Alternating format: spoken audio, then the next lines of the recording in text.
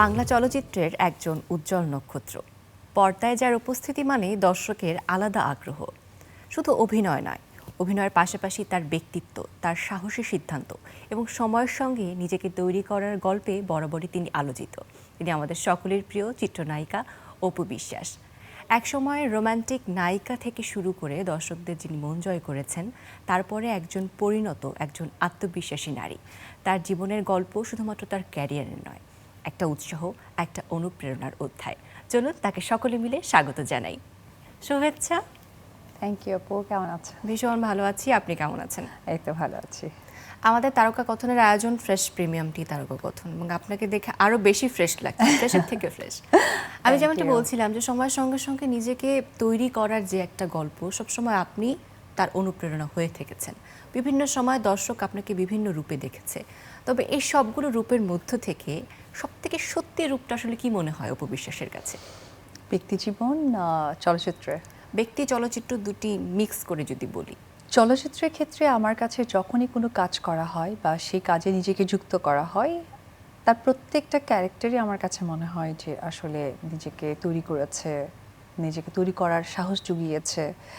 কারণ আমার প্রত্যেকটা কাজের সাথে আমার দায়িত্ব এবং দায়বদ্ধতা কাজ করে। আমার ভক্ত, আমার ফ্যান ফলোয়ার্স বা যারা আমাকে অনুসরণ করে বা অনুকরণ করার চেষ্টা করে, সব কিছু মিলিয়ে।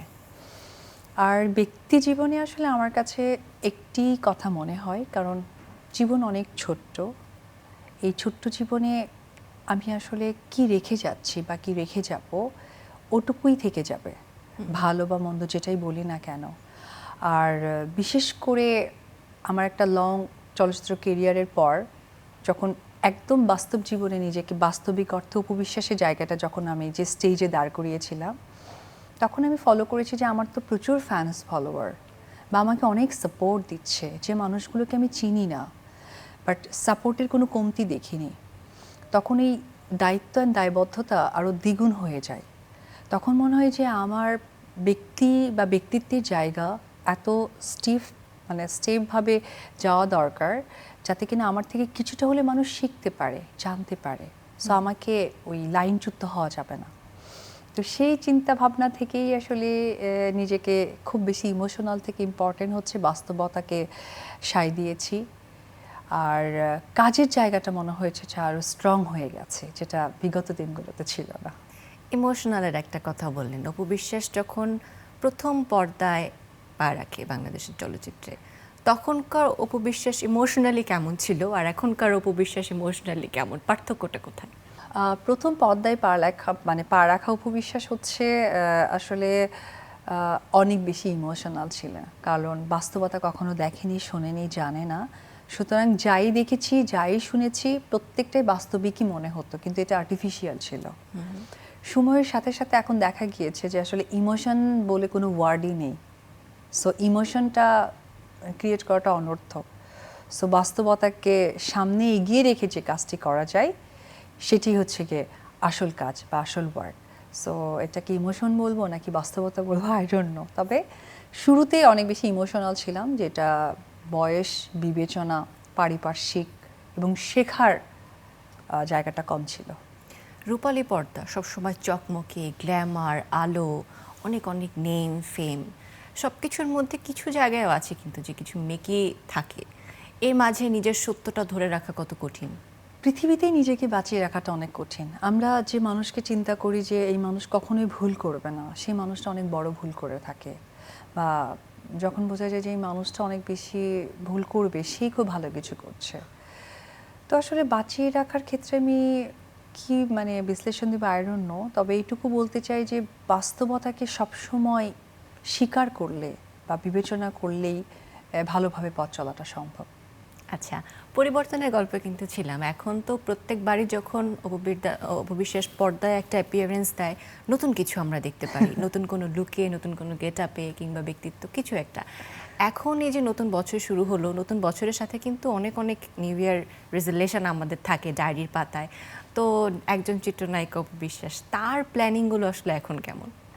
যেহেতু চিত্রনায়িকাটা বলাই হলো, সো এই জায়গাটা আমার একদম বলতে পারেন যে আতুর ঘর, কারণ এটা আমার জন্ম। যে আমার নামটা যে আজকে সকলের কাছে পৌঁছে গেছে আমার ওই জন্মস্থান থেকে। সো সেটাই বলি যে লাস্ট ডিসেম্বরে আমি স্টার্ট করেছি দুর্বার একটি সিনেমা।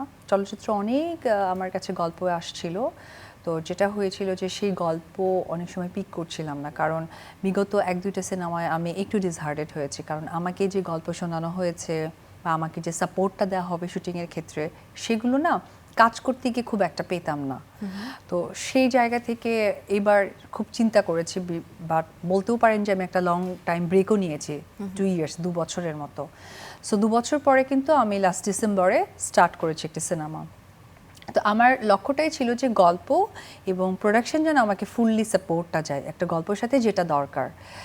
তো ওই জায়গা থেকে দুর্বার সিনেমার শুটিং স্টার্ট হয়ে গেছে অলরেডি, আর এই জানুয়ারিতে স্টার্ট হবে আমার সিক্রেট সিনেমার শুটিং। সো এই দুটো সিনেমা নিয়েই আপাতত প্ল্যানিং আছে, এই 2026 সালটা কিভাবে মেক করা যায়। এর মাঝে আরও অনেক গল্প আমার কাছে এসে জমা হয়েছে, এখনো কথাবার্তা চলছে, এটা বিষয়ে এখনো ফাইনালাইজড কিছু না, হয়তো বা সময়ের সাথে সাথে জানা হবে।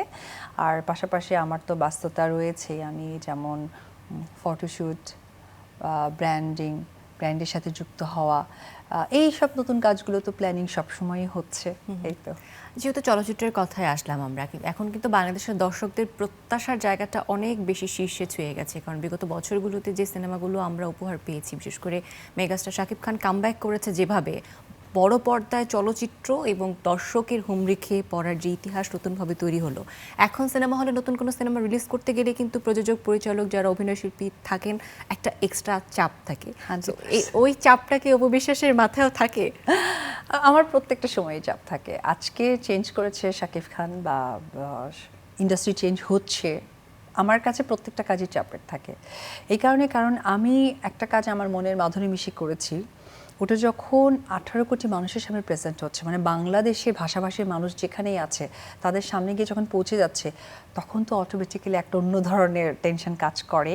কিন্তু যখন রিলিজ হয়ে যায় তখন হয়তো বা ভালো বা মন্দর ফিডব্যাকটা চলে আসে, তখন মনে হয় যে আচ্ছা এই ভুলটা ছিল বা এইটা ঠিকঠাক করেছি, তখন আসলে কাজের কম্পেয়ারটা বুঝতে পারি যে আচ্ছা না ঠিক আছে। সো আসলে আমার কাছে প্রত্যেকটা সময়ই যখন আমার কোনো কাজ রিলিজ হয় বা সকলের সামনে পৌঁছে যাবে, তখন বাড়তি একটা প্রেশার থাকেই। একটা কাজ করবেন কি করবেন না, অনেক সময় আমরা পরামর্শের জন্য বিভিন্ন মানুষের শরণাপন্ন হই, জিজ্ঞেস করি ভালো হয়েছে খারাপ হয়েছে, ফিডব্যাক চাই। এ ধরনের ফিডব্যাক চাইতে উপবিশ্বাস কাদের কাছে যায় বা কার কাছে যায়? সর্বোপরি তো আমার প্রথমে মা ছিলেন, মাই আমার সব কিছুর ঊর্ধ্বে, তার সাথেই আসলে আলোচনা করে সব কিছু ডিসিশন নিতাম। এবং আজকে উপবিশ্বাস স্ট্রংভাবে দাঁড়িয়ে আছে, কাজ করছে, সকলেই তাকে যে সাপোর্টটা দেয় আমি মনে করবো এটা টোটাল ক্রেডিট আমার মার, কারণ সেই সময় আমার মা বেঁচে ছিলেন। আমার মা লাস্ট 5 বছর হয়ে যাচ্ছে, 5-6 বছর হয়ে যাচ্ছে আমার মা আমার মাঝে নেই। এখন যেটা হয় কি যে কাজ এবং সবচেয়ে কাছের মানুষটা আমার কাছে নেই, যে বাস্তব, আমি আবারও সেই কথাটাই আসছি যে বাস্তবিক অর্থে যেটা করা দরকার সেটাই আমি করি। আর ভালো মন্দ আসলে ডিসিশন নেওয়ার তো মানে আমরা চিন্তা করি একটা, সৃষ্টিকর্তা প্ল্যান করে আর একভাবে, তারপরেও আমরা তো ডিসিশন নেওয়ার সেই মেধা বুদ্ধিটা সৃষ্টিকর্তা তো আমাদের দিয়েই দিয়েছেন। আসলে এইভাবেই হয়, ওরকম স্পেসিফিক কেউ নেই যে আমি কারো কাছে আলোচনা করি, কেউ আমাকে ফিডব্যাক দেয়। আমার কাছে মনে হয় যে না, ওকে ফাইন, এটা ভালো হতে পারে, দেন আমি ওটা করি, ওকে ফাইন এটা ভালো হবে না, দেন ওটা করি না, দ্যাটস ইট। মায়ের প্রসঙ্গে তো বললেন, মা তো সকলের জন্য একটা আস্থার নাম, যে আস্থা এখন হয়ে উঠেছে না আপনি কারো জন্য, আমাদের জয়ের জন্য। একদম। জয় আসার পর তো লাইফে এই যে বড় হচ্ছে বিভিন্ন ধাপে, এবং অপবিশ্বাসও সেই সাথে সাথে নিজেকে আরো পরিণত করে তুলছে। তো মা হিসেবে ডিউটিটা আর ওয়ার্ক পারপাসে নিজেকে ব্যালেন্স করা কেমন চলছে? সো লাকি যে আমার বাচ্চাটা অনেক লক্ষ্মী, মাশাল্লাহ অনেক লক্ষ্মী, এবং সে তার মাকে সে শুরু থেকে আজকে পর্যন্ত সাপোর্ট দিয়ে আসছে। কারণ ও অনেক ছোট থাকতেই তো আসলে জীবন যুদ্ধে নিজেকে তৈরি করা হয়েছে, তখনও আমি ওর কোনো ঝামেলা দেখিনি, এবং সে খুব সহজেই বুঝতে পারে। এখন তো মাশাল্লাহ বুদ্ধি হয়েছে, বুঝতে শিখেছে, এবং সেই সাপোর্ট করে কাজের জায়গাটায় যে কী করা দরকার। মাঝখানে কয়েকদিন আগে আমি ওকে নিয়ে দেশের বাইরে ঘুরতে গিয়েছি। সো ঘুরতে গিয়ে যেমন হচ্ছে যে সে আমাকে ছবি তুলে দিয়েছে, আমি আমার সোশ্যাল মিডিয়াতে দিব যে ফটো ক্লিক কে করেছে, আমার ফটোগ্রাফার। তো সব কিছু মিলে আসলে আমার মা থাকাকালীন আমার মা আমাকে যেমনটা গড়ে তুলেছে, একজন বন্ধুর মতো বুদ্ধি দিয়ে, বিবেচনা দিয়ে আমি আসলে আমার ওই মার চিন্তাধারাটাকেই আমি নিজের মধ্যে নিয়ে আমি আমার সন্তানকে সেটাই দেওয়ার চেষ্টা করি। যদিও আমি আমার মার মতো অতটা ভালো মা হতে পারবো কিনা জানি না, বা ট্রাই করি। আর মাশাআল্লাহ আল্লাহ প্রদত্ত বা সৃষ্টিকর্তা প্রদত্তই আমার বাচ্চা অনেক বেশি শান্তশিষ্ট, আমাকে বুঝতে পারে বা আমাকে বোঝেন। সো এটা আমার কাছে অনেক বড় একটা সাপোর্ট। বাহ! এখন বর্তমানে সোশ্যাল মিডিয়া কিন্তু খুব ভালো একটা মাধ্যম দর্শকদের সাথে চিত্রনায়ক বলি বা শিল্পীদের কানেকশন করার ক্ষেত্রে। কাজের আপডেট দেওয়া থেকে শুরু করে এভরিথিং, এবং আমাদের তো বড় বড় আগ্রহ থাকে যে আমাদের পর্দায় যাদেরকে দেখি তারা আসলে ব্যক্তিগত জীবনে কেমন, কি করছে, কোথায় যাচ্ছে, কি খাচ্ছে। এটা হচ্ছে নেভার এন্ডিং একটা ফ্যাসিনেশন সকলের জন্য।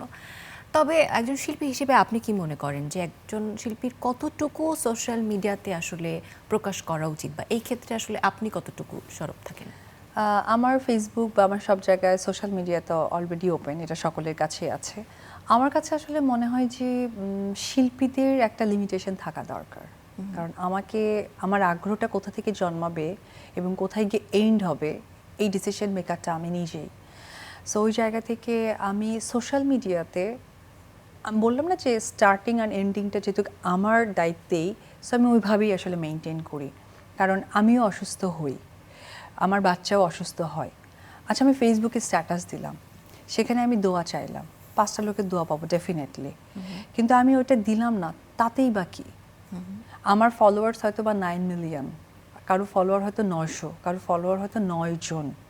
সো আমার কাছে ইম্পর্টেন্ট হচ্ছে যে আমি যেহেতু একজন শিল্পী, আমাকে তো দর্শক শিল্পীর জায়গা থেকেই চেনেন। তো আমার কাছে মনে হয় যে আমার কাজের জায়গা দিয়ে যেহেতু তাদের কাছে আমার পরিচিতি, সো ওইটুকুই আমি তাদেরকে দেখাবো।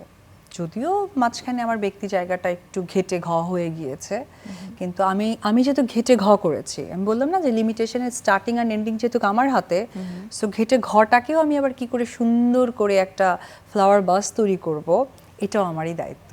তো বলা যেতে পারে যে অপবিশ্বাসের নিউ ইয়ার রেজুলেশনের মধ্যে এটা আরেকটা হতে পারে যে I যা think- কিছু ব্ল্যান্ডার হয়েছে বিগত বছরে, Exactly. এই বছরটা একটু গুছিয়ে নেওয়ার চেষ্টা করব। হ্যাঁ হ্যাঁ, আমি অলরেডি গত বছর থেকে স্টার্ট করেছি আমার আসলে চিন্তাধারা, চলাফেরা, স্ট্যাটাস, এভরিথিং সব কিছু আমি ওই ব্লেন্ডারটাকেই আসলে গুছাতে চাচ্ছি। আর বিশেষ করে শিল্পীদের যে কোনো স্টেটমেন্ট, সেটা লাইফ নিয়ে হোক, কোনো শিল্পীকে নিয়ে হোক, স্টেটমেন্টগুলো কিন্তু একটা আইডিওলজি হিসেবে দর্শকদের জন্য কাজ করে। Exactly. কারণ আপনি অনেক অনেক মানুষের আইডল আসলে, মানে গণমানুষের অভিনেত্রী যদি বলতে তবে আমি যেহেতু আইডলের কথাটা আপনি বললেন, আইডলের ক্ষেত্রে আমি এটুকু বলবো যে যেটাই আমি দর্শকদের কাছে ছড়াবো, এইটা যেন মানে মানে কি বলে, এটা যেন খুব সুন্দর হয়, খুব যেন সুন্দরভাবে হয়। কারণ আমাকে এই যে আজকে আমরা একটা ব্র্যান্ডের সাথে আমাদের যুক্ত করে একটা ওপেনিংয়ে আমাদেরকে নিয়ে যায়, একটা সিনেমায় আমাকে একটা ক্যারেক্টারকে প্লে করছে, এটা কিন্তু যে দর্শকদের ভিতরে কিন্তু আমাদের সেই জায়গাটা, অবস্থাটা তৈরি করছে। যদি আমি একটা কাপড়ের দোকানে, ফ্যাশন হাউসে গিয়ে বলি যে এই ড্রেসটা খুবই সুন্দর, আমি পরেছি, আপনারাও পরেন, তখন কিন্তু 5টা মানুষ কিন্তু ড্রেসটা কিনবে তাদের টাকা দিয়ে। কেন? কারণ তার পছন্দের আর্টিস্ট করেছে এবং তাকে আইডলও মনে করে, পাশাপাশি অনুকরণ করারও চেষ্টা করে যে না, আমিও ওরকম পরে ওরকম হতে চাই। সেম থিং, আমি আসলে কি করব, কি শিক্ষাটা দিচ্ছি, আমার দ্বারা মানুষ কি পাচ্ছে, এই বিষয়টা আসলে আমাদের মানে স্ট্রংলি তৈরি করা দরকার। যেমন আমার খুব কাছের কিছু মডেলস আপুরা আছে, অনেক সময় আমাকে জিজ্ঞেস করে পারিবারিক বিষয়গুলো নিয়ে, যখন আমরা হয়তো একসাথে কাজ করি, যে অপু তুমি এত স্ট্রংলি কীভাবে থাকো, তখন আমি একটি কথা বলি যে দেখো, এক্সপেকটেশন এটা রাখা যাবে না, সেটা তোমার সন্তান পর্যন্তও না। আর যাদেরকে ঘিরে সব সময় বিগত ঝামেলাগুলো তৈরি হয়, সেটা হতে পারে হাজব্যান্ড, হতে পারে বয়ফ্রেন্ড বা মনের মানুষ, পছন্দের মানুষ, এক্সপেকটেশন রাখা যাবে না। এই কারণে রাখা যাবে না কারণ একটা মানুষ আমাকে ছিটকে ফেলে দিতেই পারে, অস্বাভাবিক কিছু না। পৃথিবীতে ভূমিকম্প হয়ে 10তলা বিল্ডিং 3 বছর ধরে বানানোর পর 3 মিনিটেও ভেঙে যেতে পারে। সো পৃথিবীর উপর কি আমি এখন রাগ করব? রাগ করে কি পৃথিবী থেকে চলে যাব? সো এটা হচ্ছে ডেস্টিনি বা একটা কার্মা বলে কথা আছে। সো এই জায়গা থেকে আমি একটাই বলতে চাই, এটা কোনো উপদেশ না, এটা আমার ব্যক্তিগত এক্সপিরিয়েন্স, যে এক্সপেকটেশন রাখা যাবে না, দ্যাটস ইট। জীবন থেকে একদম জিরো এক্সপেকটেশন। এক্স্যাক্টলি। এটা সময়ের সাথে সাথে আসলে আমি একজন পরিণত উপবিশ্বাসকে দেখছি আসলে, সেটার একটা প্রমাণ বোধহয় এই স্টেটমেন্টগুলোর মধ্যে থেকে আমি ভীষণভাবে অনুপ্রাণিত হয়েছি, এবং দর্শক যারা আছেন আমার বোধহয় কোথাও না কোথাও কেউ না কেউ উপবিশ্বাসের মাঝে এই পরিবর্তনটা প্রত্যাশা করছিল। Thank you. আচ্ছা, ব্র্যান্ড প্রমোটিং নিয়ে কিন্তু কথা বলছিলেন আপনি, এরই মধ্যে অসংখ্য ব্র্যান্ডের সাথে কাজ করেছেন, ব্র্যান্ড অ্যাম্বাসিডর হিসেবে রয়েছেন। ব্র্যান্ডের সাথে কাজ করা, সেই সাথে চলচ্চিত্রে একজন মুখ হয়ে ওঠা, দুইটা কি ডিফিকাল্ট নাকি একটা আরেকটার সাথে কানেক্টেড? আমি যখন শুরুতে কাজ করছি, আমি তো 2007 থেকে পথ চলা, তখন থেকে 15 পর্যন্ত আমি কোনো ব্র্যান্ডের সাথেই কাজ করিনি। কারণ কি, আমার কাছে মনে হয়েছিল যে সিঙ্গেল স্ক্রিনের হিরোইন আমি একজন, এমনকি আমি টিভি প্রোগ্রামগুলোতে খুব একটা আসতাম না, খুব সিলেক্টিভ ছিল। যদি আমার 2007 থেকে 15 পর্যন্ত গুগলে সার্চ করা হয়, হয়তো আমার প্রোগ্রামগুলো গোনা যাবে, হাতে গোনা যাবে, কারণ আমি তখন ক্যামেরা থেকে দূরে থাকতাম। কারণ চলচ্চিত্র ক্যামেরাটাই ছিল আমার সবচেয়ে বড় বন্ধু, এর উপর আর কোনো ক্যামেরা আমি ফেস করতাম না। 15-র পর যখন 16 আমার বেবি নিয়ে যখন আমি একদমই 1-2 বছর আড়ালে চলে যাই, এবং যখন আমি ব্যাক করার পর দেখা যায় যে আমি খুব ফিট ছিলাম না, একেবারেই ফিট ছিলাম না, আনফিট ছিলাম একজন হিরোইন হিসেবে কাজ করার জন্য। তখন কিছুটা আমি একটু ডিপ্রেশনে হয়ে গিয়েছিলাম যে চলচ্চিত্র হয়তো আমি আর ব্যাক করতে পারবো না। তখন আমার কাছে মনে হয়েছে যে অপু বিশ্বাস যে তার কাজের জায়গা থেকে একটা নাম তৈরি করেছে বা সৃষ্টি করেছে, এই সৃষ্টি তাকে আমি কাজে লাগাই। আমি তো সৃষ্টি হয়েছে, সেই সৃষ্টিটাকে কাজে লাগাই। সেই সৃষ্টি কাজে লাগাতে গিয়ে কিন্তু আমার এই ব্র্যান্ডের সাথে যুক্ত হওয়া, ফটোশ্যুট, ওপেনিং বা স্টেজ পারফরমেন্স, এগুলোতে কিন্তু আমার যুক্ত হওয়া, মানে অপু বিশ্বাস সৃষ্টিটাকে রাখা। যখন আমি ওই সৃষ্টিটাকে ধরে রাখতে গিয়েছি, তখন আমার কাছে আবার মনে হয়েছে yes, back to the pavilion. So আমার জায়গা তো চলচ্চিত্রে, এখানে আমাকে ব্যাক করতে হবে। তখন কিন্তু আমার আবার এই ট্রান্সফরমেশনের প্রতি ঝুঁকে যাওয়া। দ্যাট টাইম আমার বাচ্চাও বড় হতে চাচ্ছে, আমিও কাজ এবং সকলের হেল্প যেভাবে পাচ্ছি, কাজের যে সাপোর্টটা পাচ্ছি, তখন কিন্তু আমি ইন্সপায়ার বেশি হয়েছে, দায়িত্বটা বেশি বেড়ে গেছে। সো এটা কিন্তু এক ধরনের মালা গাঁথার মতো আমার একটা কেরিয়ার। সো সুতরাং এসেই যে অনেক মোটা হয়ে গেলাম, সেখান থেকে শুকালাম বা কাজে গেলাম, নো। আমি প্রত্যেকটা কাজেই তো আমি আমার একটা মানচিত্রের মতো এঁকে এঁকে এঁকে এঁকে কাজ করি। যেমন গুগল ড্রাইভ দিলে আমার ডেস্টিনেশন পয়েন্ট হচ্ছে আমি হয়তো রংপুর যাব, সো আমাকে কিন্তু রংপুরের রাস্তাটা ধরে যেতে হবে। এখন আমি রংপুর যেতে গিয়ে হঠাৎ যশোর রোড ধরতে পারি না। সো আমি যখন শুরু করেছি চলচ্চিত্র ফুল ফেসের হিরোইন, তখন কিন্তু আমি কোনো ব্র্যান্ডিংয়ের সাথে নেই। কেন নেই? কারণ চলচ্চিত্র আর্টিস্টদের সাথে না ব্র্যান্ডিংয়ের একটা বড় কনফ্লিক্ট আছে। সেটা হচ্ছে, ও আচ্ছা, আমি এই আর্টিস্টকে এইভাবে দেখলাম, আমি কেন 100 টাকা খরচা করে দেখতে যাব? এবং খেয়াল করে দেখবেন যে মেগাস্টার যে বলা হয়, উনি কিন্তু খুব একটা বিস্তৃত নন, এবং ইন্টারভিউতেও তাকে আমরা দেখতে পাই না, ইন্টারভিউতে দেখতে পান না, সিলেক্টিভ। তো আমার যেহেতু মাঝখানে একটা ব্যক্তি টানপরণ পড়ে গিয়েছে, তখন আমি যেহেতু সৃষ্টিটাকে প্রেজেন্ট করতে চেয়েছি, অপু বিশ্বাসের সৃষ্টিটা, কারণ আমার তো কাজ করতে হবে, কাজ করেছি। সো ওইটাই আসলে সকলে দেখেছে, সাপোর্ট পেয়েছি। আবার কিন্তু ব্যাক টু দ্য প্যাভিলিয়ন মনে হচ্ছে যে না, আবার অপু বিশ্বাসের জায়গাটা একটু স্ট্রংলি সামনে এগিয়ে নিয়ে দেওয়া দরকার। বাহ, দারুণ। আচ্ছা, একটা মজার প্রশ্ন আমার মাথায় আসলো, সেটা হচ্ছে নিজে আপনাকে নিয়ে কিন্তু অনেক মানুষ অনেক রকম গুগল করে, অপু বিশ্বাসের হাইট, অপু বিশ্বাস কি পছন্দ করে, প্রিয় রং, অনেক কিছু। আপনি কখনো নিজের নাম গুগলে সার্চ করেছেন? করা হয়েছে। করা হয়েছে? শেষ কবে করেছে? আমার নাম যখনই আমার আসলে একটু করা হয়, মানে আমি একটু দেশের বাইরে সেলিব্রিটিদেরকে একটু দেখি, তাদের লাইফস্টাইল সব কিছু জানতে চাই, তখন আবার আমার নাম নিচে আসে, তখন কি একটু ক্লিক করে দেখি। ক্লিক করলে সব থেকে মজার তথ্য আপনি পেয়েছেন এখন পর্যন্ত নিজেকে সার্চ দিয়ে, কি ছিল সেটা মনে আছে? আমার আসলে একটা কথা আমি অনেকবার বলেছি, আমার নাম অবন্তী একদমই না, বাদ রয়ে গেছে। এটা সুভাষ দত্ত দাদু দিয়েছে। আমার নাম অপু বিশ্বাস, এটা একটু খারাপ লাগে। আর খুব ভালো লাগে যখন বাচ্চার জায়গায় আমার আব্রামের নামটা থাকে, যখন মনে হয় ও এটা মানে আমার বাচ্চা, মানে আমি সৃষ্টি হয়েছে আমার একজনে, যখন আমার বাবু আমার কোলে দিয়েছিল, আমি জাস্ট ট্রাস্ট করতে পারছিলাম, মানে আমার বাচ্চা, কি বলে মানে কেমনে সম্ভব, একটা আননোন ফেস যাকে আমি চিনি না, ওই জিনিসটা আসলে অ্যাড হয়েছে, তো ওটা ভালো লাগে, ওটা দেখতে ভালো লাগে। আচ্ছা, এই যে নিজেকে পরিবর্তনের গল্প কিন্তু বলছিলেন, বিশেষ করে এই যে ওজন কমানো বা বাড়ানো, এরকম একটা জার্নি, এখন তো ওজন কমানোর জার্নিতে বা নিজের একদম ফিটেস্ট পয়েন্টে থাকার জার্নি চলছে। এখন একটা রেগুলার রুটিন যদি আমি অপু বিশ্বাসের কাছ থেকে জানতে চাই, যে সকাল থেকে শুরু করে রাত পর্যন্ত ফুড হ্যাবিট অ্যান্ড এক্সারসাইজ কেমনভাবে চলে একটা দিন? এখন তো আসলে ইউজ টু হয়ে গেছে, যেহেতু লাস্ট 8 মান্থের আমার একটা ভালো জার্নি গেছে, যেটারই পরিবর্তন দেখা যাচ্ছে। সকালে আসলে বাচ্চার স্কুল থাকলে ওর সাথে 8টা পর্যন্ত টাইম দেওয়া হয়, 8টার পরে আসলে রেগুলারই জিমে যাওয়া হয়। আর জিম থেকে হয়তো 11টা-12টায় শেষ করে যেদিন আমার শ্যুট থাকে, তখন হয়তো শ্যুটে চলে যাই, আমার আনুষঙ্গিক কাজগুলো করে 8টা-9টার মধ্যে বাসায় চলে আসি। আর যেদিন ওর স্কুল থাকে না বা আমারও শ্যুট নেই, তখন সেক্ষেত্রে আসলে সকালে একটু লেটে ঘুম থেকে ওঠা হয়, তারপরে আস্তে আস্তে জিমে যাওয়া হয়। জিমে যাই, বিকেলে ওকে নিয়ে একটু হয়তো বাইরে যাওয়ার কোনো প্ল্যানিং করি, আর একটু অন্ধকার হলেই যাওয়ার চেষ্টা করি, কারণ অনেক বড় সেলিব্রিটি নিয়ে ঘুরি তো, যে কোনো মানুষ এসে দৌড়ে সেলফি তুলতে চায়। তো ওই জায়গা থেকে আসলে একটু তাকেই সময় দেওয়া হয়। আদারওয়াইজ আসলে আমি একটু মুভি দেখতে পছন্দ করি, গান শুনতে পছন্দ করি, কারণ আমার কাছে ডিফারেন্ট ডিফারেন্ট মুভিগুলো, আর আমি দেশের বাইরে আর্টিস্টদের একটু লাইফস্টাইল ফলো করার চেষ্টা করি, তারা কি খাচ্ছে বা নতুনত্ব কী ড্রেস আপ গেট আপ করছে, যার জন্য আসলে একটু মুভি দেখা হয়। আর মুভি দেখতে দেখতে আমার একটা বদ অভ্যাস, আমি একটু মুড়ি মাখা খেতে পছন্দ করি, বেশি করে চানাচুর দিয়ে। সো ওইটা খেতে খেতে না দেখলে মুভিটা আমি বুঝে উঠতে পারি না। আচ্ছা, ডায়েট করে মুড়ি চানাচুর খাওয়া, হ্যাঁ। এটাও কি বাদ দিতে আমার পারছেন না? মুড়ি চানাচুর এটা হচ্ছে আমার খুব ভালো লাগে। খিচুড়ি ইলিশ মাছ ভাজাতে আসলে এটা অনেক ডিরেক্ট একটা কার্বের মধ্যে চলে যায়, ওটা মনে হয় যে না, খাওয়াটা না। সো এটা একটু খাওয়া হয়। আর আমার চা কফি এটা বলতে পারেন এক ধরনের মানে নেশা, মানে আমি নেশাগ্রস্ত বলতে গেলে। সেটা হচ্ছে আমার চা অথবা কফি একটা লাগবে, অনেক ফ্রিক আমি। হ্যাঁ, ওকে। সোশ্যাল মিডিয়ার বদৌলতে কিন্তু আমরা দেখেছি যে অপু বিশ্বাস খুব ভালো রান্না করতে পারে। বিভিন্ন উৎসব অকেশনে এত বড় একটা হাঁড়ি নিয়ে সে রান্না করছে। অপু বিশ্বাসের রান্না করার সব থেকে মজার খাবার কোনটা? কে বলেছে যে সব থেকে মজা হয় এটা? আমার তো রান্নায় শেখা হয়েছে মানে আমার বাচ্চার বাড়িতে। সো আমার শাশুড়ি আসলে আমাকে রান্না শিখিয়েছে। উনি শিখিয়েছেন, কারণ হচ্ছে যে আমি রান্না পারতাম আগে থেকে, টুকটাক করা হতো, কিন্তু একদম হাত পাকা ব্যাপারটা ছিল, যেটা ওই বাসায় এসে আমার আসলে শেখা হয়েছে। আমার খাবার ওই বাসায় সবাই অনেক বেশি পছন্দ করে, এটা আমার ফার্স্ট তাদেরকে খাওয়ানো।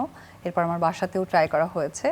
তবে আমার মোরগ পোলাওটা একটু ডিফারেন্ট হয়, কারণ মোরগ পোলাও তো নর্মালি যেটা হয় যে তেল দিয়ে চালটা ভাজা হয়, আমি আসলে চালটা একদমই ভাজি না, একটু ডিফারেন্ট ওয়েতে করি। সো এটা সবাই পছন্দ করে। আর টুকটাক আমি কিছু একটু ভিডিও কন্টেন্ট ছাড়া হয়, যেখানে হয়তো দেখেছেন যে আমি বড় বড় হাঁড়িতে রান্না করেছি, মাটির চুলায় মাংস রান্না করেছিলাম একজন স্পেশাল মানুষের জন্য। হ্যাঁ, এগুলো করা হয় মাঝে মাঝে। আচ্ছা, বিশেষ করে এটা দেখি যে খুব সুন্দর করে সেজে গুজে রেডি হয়েও অনেক সময় রান্না করেন। আমি জানতে চাই এটা আসলে কিভাবে সম্ভব হয় রান্না করে সেজে গুজে রান্না করা? মানে এটা কি নায়িকা হওয়ার থেকে ওই চ্যালেঞ্জটা নেওয়া যে আমি সেজে গুজেও সবকিছু পারি, এরকম কিছু?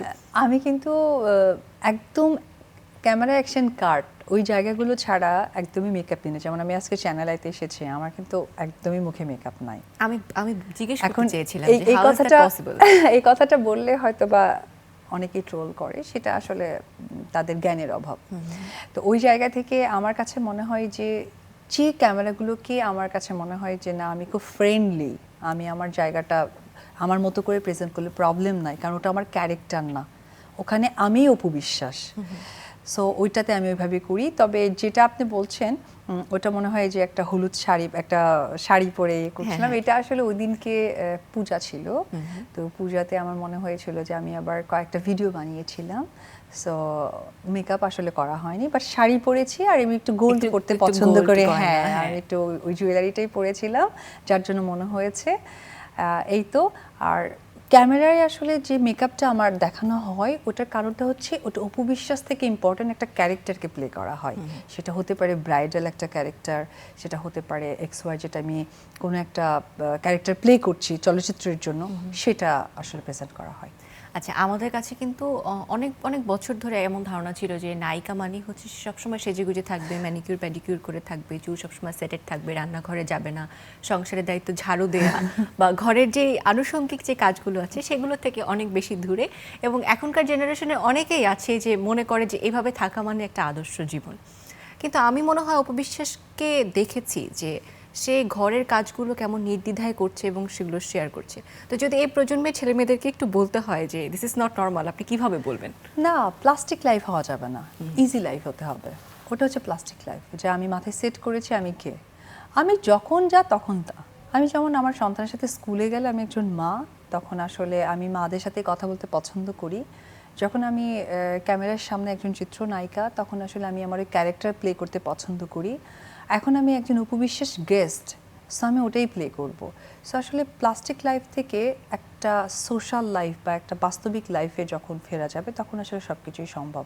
আর আমার কাছে মনে হয় কি না, কনফিডেন্স অনেক বড় একটা ব্যাপার। যে আমার যেমন হচ্ছে যে আমি এখন হেঁটে যেতে আমার জুতার সোল খুলে গেল, আর এক জুতা নেই, আমি এখন সকলের সামনে খালি পায়ে হেঁটে যাব, আমার এটা কনফিডেন্স, আমাকে দেখতে ভালো লাগতে হবে। সো যখন ইনার ফিলটা তৈরি হবে যে না আমি খালি পা হয়েছে, ন্যাচারাল ব্যাপার, আমার জুতা খুলে যেতে পারে, বাট আমার মানে ওই অরিড হওয়ার কিছু নেই, আল্লাহ আমার জুতা খুলে গেল, মান সম্মান চলে গেলো, নো, নট রিয়ালিটি। সো আমি যদি আমার কনফিডেন্স লেভেলটাকে আমার সাথে তৈরি করতে পারি, ইনার ফিলিংসটা, তাহলেই সকলের সামনে সব কিছু করা সম্ভব। আচ্ছা, অপু বিশ্বাসের ফ্যাশন স্টেটমেন্ট নিয়ে একটু জানতে চাই, যেহেতু আপনি খুব ফ্যাশন কনসিয়াস, সেটা শাড়িতে বলি ওয়েস্টার্নে বলি সব সময় দেখেছি পর্দায়, এবং আপনি মুভিও দেখেন এটা মেনটেন করার জন্য যে ট্রেন্ডিংয়ে কী চলছে। ফ্যাশন মেনটেন করতে হলে তো অনেক কেনাকাটা করতে হয়, কেনাকাটার পেছনে কতটুকু সময় ব্যয় হয়, বা কেনাকাটা করতে কি অপু বিশ্বাস সবসময় দেশের বাইরে যেতে পছন্দ করে নাকি দেশে থেকে কেনাকাটা করে?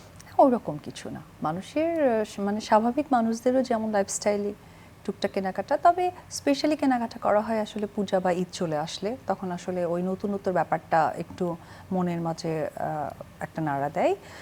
ওই রকম আহামরি কিছু না, তবে হ্যাঁ ফ্যাশন তো আমি আমি আমি করব, এটা আমাকে দেখবে বা আমাকে দেখে আরেকজন শিখবে বা করার চেষ্টা করবে, সেটা মাথায় থাকে, সেটা মাথায় রেখে ওই জায়গাটা একটু সামঞ্জস্যতাপূর্ণ রাখি যে আসলে ওয়েস্টার্ন হলে কীরকম হওয়া দরকার, একটা শাড়ি পরলে কীরকম করা দরকার, বা একটা সালোয়ার কামিজ আমি কী করে প্রেজেন্ট করব, বা সামটাইম অনেক সময় হয় যে আমরা শুটে গিয়েছি, শুটে গিয়ে কোনো কিছু প্রপার না, লাইক একটা শাড়ির সাথে যে ব্লাউজটা যেমন আপনি ম্যাচ করে পড়েছেন, এখন আমি গিয়ে দেখলাম যে আমার শুটে ম্যাচ নেই, বাট আমার শুটের টাইমিংও নেই, তো ওই সময় আসলে আমি কি করলে জিনিসটা খুব ওয়েল অ্যান্ড গুড প্রেজেন্টেশন মনে হবে, ওই বিষয়গুলোকে আমি আসলে অনেক বেশি মেনটেন করি। আমাকে যে স্পেশালি একটা গিয়েই কিনতে হবে বা নিতে হবে, ওইটা আমার মাথায় কখনোই কাজ করে না। তবে হ্যাঁ, আমার কাছে মনে হয় যেহেতু আমি একজন সেলিব্রিটি, আমাকে অনেকের কাছে যেতে হয়, আমার যেহেতু একটা এক্সট্রা প্রেজেন্টেশন আছে, সো ডেফিনেটলি 8জন মানুষের থেকে এক্সট্রা প্রেজেন্টেশনটা তৈরিও রাখতে হবে। That's it. অপু বিশ্বাস কি শপিংয়ের জন্য বা অন্য কাজে ছদ্মবেশে খুব খুব বেশি বের হয়? হ্যাঁ, বের হয়। ছদ্মবেশে গেলে কখনো কেউ চিনে ফেলেছে এমন পরে ইতিহাস কি আছে? কখনো না, অনেক চিনে ফেলেছে, পরে বলি থাক থাক বলেন না, আর কেউ জানে না, রিকোয়েস্ট করতে হয় অনেক। আরেকটা প্রশ্ন, যে আমরা তো বিভিন্ন সময় শপিং করতে শপিং মলে যাই, যেখানে হয়তো ফিক্সড প্রাইস থাকে, দামাদামির কোনো সুযোগ থাকে না, কিছু কিছু প্লেস থাকে যে মেয়েদের একটা ন্যাচারাল ইনস্টিংক্ট আছে যে গিয়ে একটু দামাদামি করতে পছন্দ করে, ও বিশ্বাস কি কখনো করেছে এটা? হ্যাঁ, আমি বললাম না যে আমি খুব ন্যাচারাল লাইফ পছন্দ করি, নট প্লাস্টিক লাইফ। আমি এমন আছে মাছেরও দাম করি, আমি সবজির দাম করি। যেমন কখনো যদি শাকিব খানের সাথে কথা হয়, আপনি তাকে বলবেন, প্রথমেই বলবেন একটা কিপটুস, মানে এইরকম। তো আমার কথা হচ্ছে যে আমি দাম দর করলে যদি 2 টাকা কমাতে পারি, তাহলে আমি কেন করব না? সো এটা আমি করি। আর আমার খুব ফ্যাসিনেশন একটা কাজ করে যে buy two get one free হলে আমি খুব কেনার ফ্রিক থাকি। ও আচ্ছা, এটার সাথে জগ পাওয়া যাচ্ছে, বাহ, ওর সাথে বালতি পাওয়া যাচ্ছে, আমার এটা একটা খুব অন্য রকমের একটা মানে ফ্যাসিনেশন কাজ করে। তাহলে ব্ল্যাক ফ্রাইডে কিংবা 11/11 যে ইভেন্টগুলো থাকে, এই ইভেন্টগুলোতে আপনি অনেক শপিং করেন? হ্যাঁ, আমার ভালো লাগে, আমি অনেক মজা পাই। ওকে, সো নতুন বছর শুরু হয়ে গেল, কিন্তু কাজের ব্যস্ততা অনেক বেশি হবে হয়তো এবছরে, অনেক প্ল্যান করছেন। শেষের দিকে চলে এসেছি, যদি জিজ্ঞেস করি যে ভবিষ্যতে যদি জিজ্ঞেস করি নিজেকে একজন চিত্রনায়িকা, একজন প্রযোজক, নাকি একদম ভিন্নভাবে দেখতে চান, কোনটিকে পছন্দ করবেন সব থেকে বেশি? আমি ব্যবসাও স্টার্ট করেছি। আমার তো একটা পার্লার ছিলই, আর একটা জেন সেলুন স্টার্ট করেছি, যেটা AB signature by AB beauty parlour and boutiques. ওটা তো আমার প্রায় 2 বছর হয়ে যাচ্ছে। আর গত ডিসেম্বরে আমি আবার এবি জেন সেলুন একটা স্টার্ট করেছি, এবং ফেব্রুয়ারিতে আমার আরও একটি পার্লার হবে, মানে AB signature by AB parlour and বুটিক্সের আর একটা শাখা হবে নিকেতনে। তো বিজনেসটা আসলে অন্য রকমের একটা মানুষের ভালো লাগা কাজ করে, যেটা আমি করছি। পাশাপাশি বিজনেসের সাথে আমি দেখছি যে বেশ কিছু নারীরাও যুক্ত আছে, যেখানে তাদের কিন্তু কর্মসংস্থান হয়েছে এবং তারা সেভ আছে। যেমন আমার সব কিছু মিলে হয়তো 22-23 জন স্টাফ, সো আমি তো 22টা লোকের একটা ভালো লাগার জায়গা তৈরি করতে পেরেছি পারিবারিকভাবে। সো এটা আমার কাছে একটা অন্যরকম ব্লেসিং। নায়িকা হিসেবে দর্শকদের কাছে সব সময় জানছি, শিখছি, দায়িত্ব জায়গাটা পালন করার চেষ্টা করছি, যতটুকুনি পারি করি, আবার হয়তোবা যখন পারি না তখন হয়তোবা করে হয়ে ওঠে না। আর প্রযোজক হিসেবে একটি সিনেমায় প্রযোজনা করেছি, লাল শাড়ি, এরপরে আসলে সুযোগটা হয়ে ওঠেনি, তবে আগামীতে হবে কিনা এই মুহূর্তে শিওরিটি বলতে পারছি না। বাহ, অনেক ভালো লেগেছে আপনার সাথে আজ কথা বলে, আসলে মনে হলো যে একটা অনুপ্রেরণার নতুন অধ্যায় এবং এক নতুন অপু বিশ্বাসকে আসলে আজকের আয়োজনের মধ্য দিয়ে আমরা আবিষ্কার করেছি। অনেক অনেক ধন্যবাদ, আপনার পথ চলা অনেক অনেক সুন্দর হোক, শুভ হোক, শুভকামনা, ভালোবাসা, ভালো থাকবেন। দর্শক, এই ছিল আজকের আমাদের আয়োজন। আগামীতে আবারও দেখা হবে সেই প্রত্যাশায় বিদায় নিচ্ছি। ভালো থাকবেন।